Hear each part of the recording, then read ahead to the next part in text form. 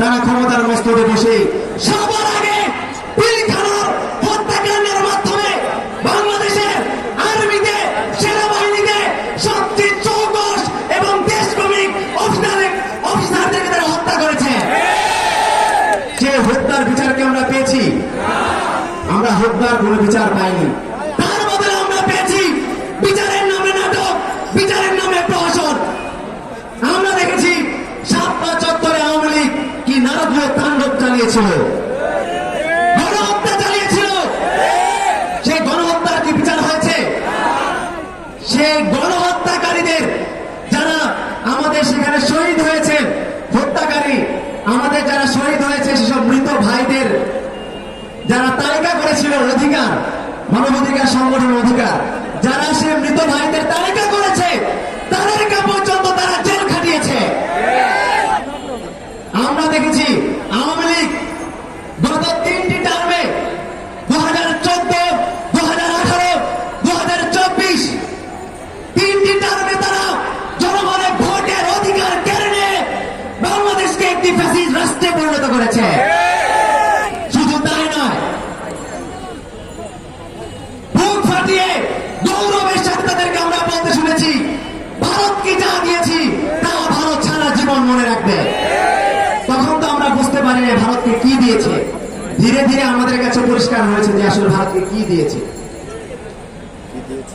বাংলাদেশের বর্ডারে যে পরিমাণ হত্যা করেছে ভারত, সেই পরিমাণ হত্যা ফিলিস্তিনে পর্যন্ত হয় নাই। বাংলাদেশকে সীমান্ত হত্যাকাণ্ডের একটি চাকর রাষ্ট্রে পরিণত করেছে আওয়ামী লীগ। আমরা কি কোনো হত্যার বিচার পেয়েছি? যে ভারত আমাদেরকে তিস্তার পানি দেয় নাই, সে ভারতকে আওয়ামী লীগ ফেনী নদের পানি দিয়েছিল। আমাদের গ্যাস তারা ভারতকে দিয়েছিল। আমাদের বন্দর, আমাদের হৃৎপিণ্ড খেতে আমাদের যে বন্দরগুলো, সে বন্দরগুলো ভারতের কাছে তারা বিক্রি করে দিয়েছিল। ভারতকে শেষ পর্যন্ত রেল করিডোর পর্যন্ত তারা দিয়েছিল। আওয়ামী লীগ এভাবে দেশকে বিক্রি করতে করতে বাংলাদেশকে একটি ভারতের একটি চাকর রাষ্ট্রে পরিণত করেছিল। যে রাষ্ট্রে জনগণের কোনো মর্যাদা নাই, আপনার ভোট নাই মানে আপনার কোনো মর্যাদা নাই, সেই মর্যাদাহীন জনগণে আমাদেরকে পরিণত করেছিল। তারা ভেবেছিল বাঙালিকে, এই বাংলাদেশিদেরকে ভোট না দিলে তারা কখনো রাস্তায় নামে না।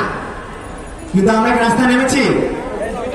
ছাত্র সমাজ যখন বুঝতে পেরেছে শুধুমাত্র সরকারি চাকরি নয়, বাংলাদেশের প্রত্যেকটি রাষ্ট্রীয় কাঠামোতে বৈষম্য তৈরি করেছে আওয়ামী লীগ, তখন বাংলাদেশের আপামর বিপ্লবী ছাত্র জনতা রাস্তায় নেমে তাদের বুকের তাজা রক্ত ঢেলে দিয়ে এই বাংলাদেশকে শেখ হাসিনা মুক্ত করেছে। শুধু তাই নয়, শেখ হাসিনাকে তাদের প্রভু ভারতের কাছে পালাতে বাধ্য করেছে। আমরা এখন বলতে চাই, শেখ হাসিনাকে পালিয়ে থাকলে হবে না। আমরা অন্তর্বর্তীকালীন সরকারকে বলবো, যে শহীদের মা একটু আগে বলে গেলেন, আমার একটাই দাবি, শেখ হাসিনাকে বাংলাদেশে এনে বিচার করতে হবে। সেই দাবি কি তার একার? সেই দাবি কি তার একার? আমাদের যেসব ভাই শহীদ হয়েছে, তাদেরকে প্রথমে গুলি করে হত্যা করা হয়েছে, তারপর তাদেরকে রান্না দিয়ে কোপানো হয়েছে। শুধু তাই নয়, তার পরবর্তী সময়ে তাদের লাশগুলোকে পুড়িয়ে ফেলা হয়েছে। এরকম নারকীয় কাণ্ড যারা ঘটেছে, আমরা এই সেই শেখ হাসিনা সহ আওয়ামী লীগের সেসব বেদাত তাদের অবশ্যই বাংলা জমিতে বিচার করতে হবে। আমাদের এখন পর্যন্ত সে বিচার নিশ্চিত করা হয় না। হয়েছে? আওয়ামী লীগের কি বিচার হয়েছে?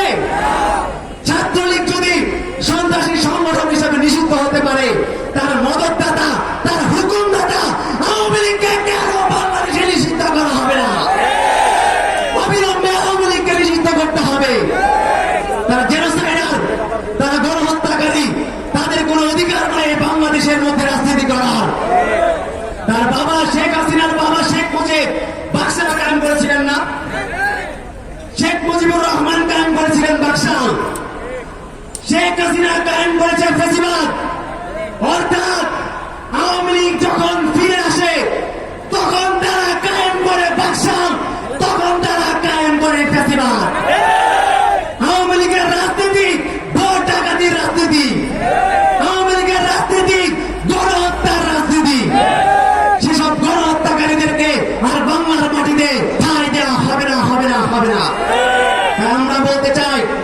লড়াই অনেক দীর্ঘ।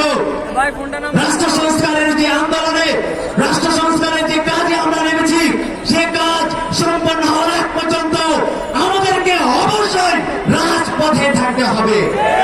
আপনাকে লক্ষ্য করছেন, বাংলাদেশের প্রত্যেকটি সেক্টরে সেক্টরে আমাদেরকে বিবেচিত করা হচ্ছে। আমরা যখন বিপ্লব করেছি তখন আমরা কি বলেছি?